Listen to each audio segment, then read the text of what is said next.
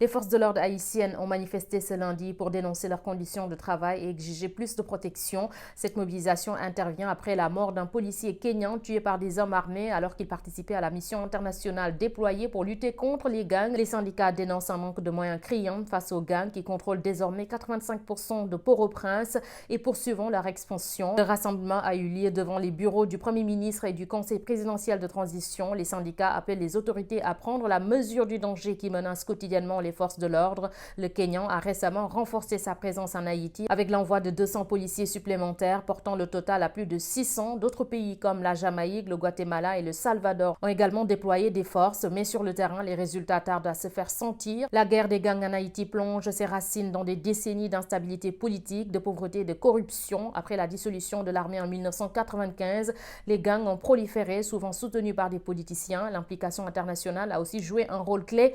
Les États-Unis ont occupé Haïti de 1915 à 1934, prenant le contrôle de ses finances et de ses institutions.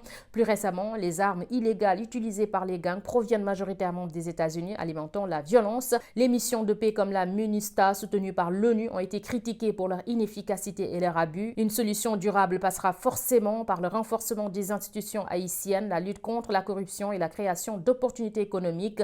La mobilisation des forces de l'ordre et la communauté internationale est un premier pas, mais le chemin vers la stabilité reste encore très long.